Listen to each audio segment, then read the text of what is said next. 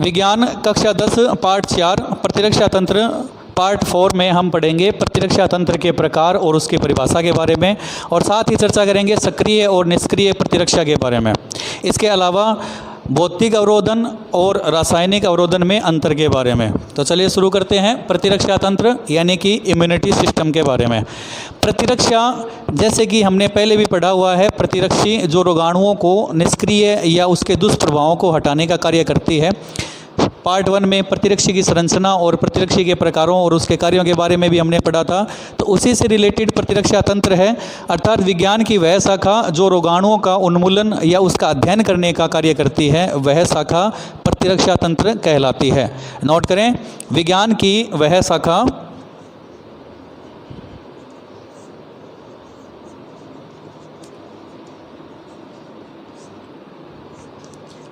जिसमें रोगाणुओं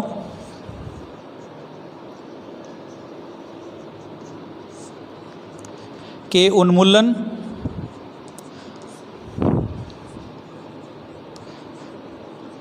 का अध्ययन किया जाता है।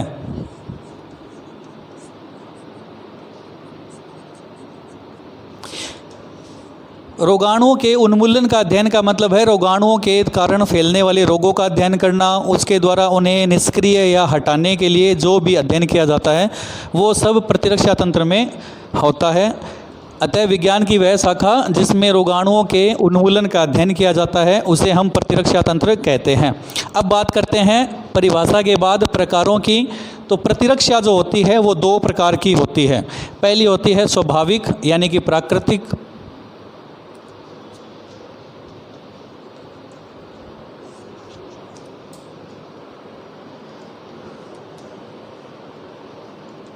जिसे जन्मजात भी कहते हैं,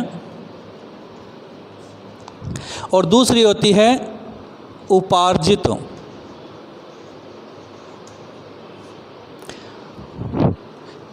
या कृत्रिम।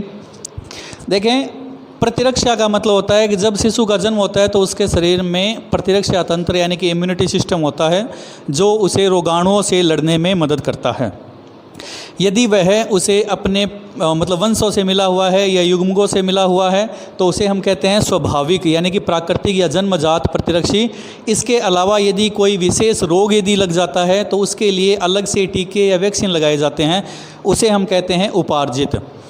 यानी कोई भी फ्लू यानी कि कोई खांसी जुकाम वगैरह हो जाता हो उसके समय हम यदि बाहर से कोई दवाई लेते हैं, यदि कोई बाहर से टीका लगाते हैं, वैक्सीन लगाते हैं, कोई टेबलेट वगैरह लेते हैं या कोई और उपचार करवाते हैं तो उसे हम कहते हैं उपार्जित यानी कि कृत्रिम प्रतिरक्षी।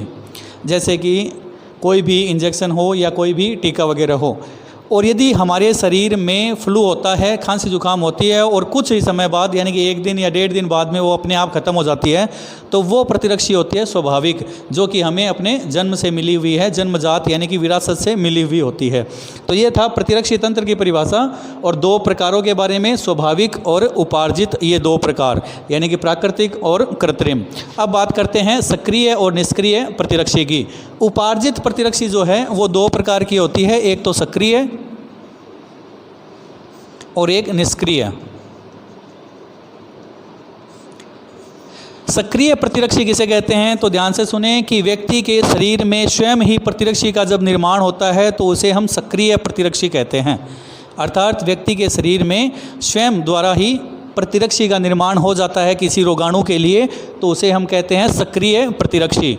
निष्क्रिय प्रतिरक्षी का मतलब होता है कि व्यक्ति में कोई भी प्रतिरक्षी का निर्माण किसी बाहर से अर्थात किसी विशेष रोगाणुओं के लिए लगाए गए विशेष टीके द्वारा होता हो या किसी विशेष दवाइयों के द्वारा या विशेष उपचार के द्वारा कोई प्रतिरक्षी बनती है तो उसे हम कहते हैं निष्क्रिय प्रतिरक्षी। तो इस प्रकार प्रतिरक्षी दो प्रकार के प्रतिरक्षा तंत्र, स्वाभाविक और उपार्जित। उपार्जित दो प्रकार के, एक तो सक्रिय और एक निष्क्रिय।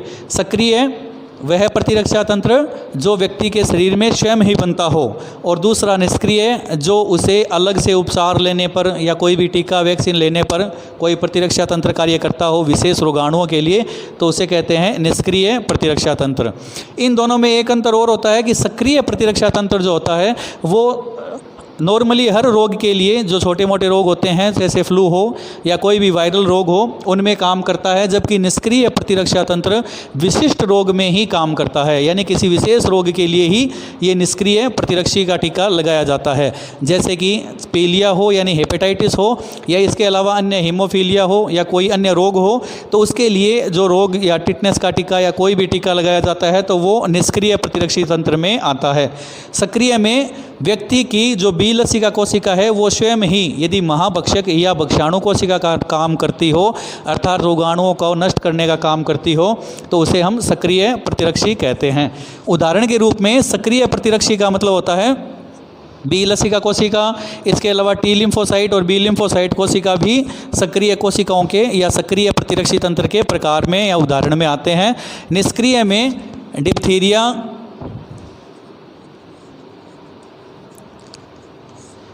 या टिटनेस का टीका, इनके जो वैक्सीन हैं वो इन्हीं रोगों में काम आते हैं, सभी रोगों में काम नहीं आते, इसलिए इन्हें निष्क्रिय प्रतिरक्षी कहते हैं। अब बात करते हैं रासायनिक और भौतिक अवरोधनी की, नोट करें। अब बात करते हैं भौतिक अवरोधक और रासायनिक अवरोधक के बारे में, अर्थात हमारे शरीर में उत्पन्न होने वाले रोगों के कारणों के बारे में। तो भौतिक अवरोध में वे सभी कारण आते हैं जो हमारे शरीर के अंग होते हुए भी या हमारे शरीर के बॉडी पार्ट्स यानी भाग होते हुए भी हमारे शरीर को नुकसान पहुंचाने का काम करते हैं। जैसे कि इनमें से मुख्य पक्षमाभ, सीलिया,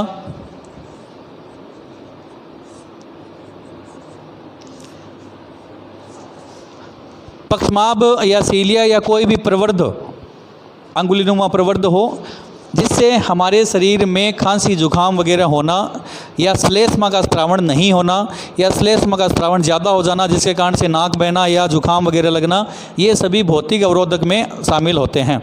इसके अलावा रासायनिक अवरोधक में हमारे शरीर के द्वारा स्रावित होने वाले हार्मोन विशेष प्रकार के, इसके अलावा हमारे शरीर में जो उदर है यानी कि अमाशय है, अग्नाशय है, उसका जो अम्लीय वातावरण है उसके कारण से होने वाले नुकसान या उसके कारण से होने वाले रोग जो होते हैं वो सभी रासायनिक अवरोधक में आते हैं। तो ये तो रासायनिक और भौतिक कुछ कारण ऐसे होते हैं जो हमारे शरीर में रोग को फैलाने का काम करते हैं। आज के लिए इतना ही, मिलते हैं फिर एक किसी अन्य नए टॉपिक के साथ। धन्यवाद।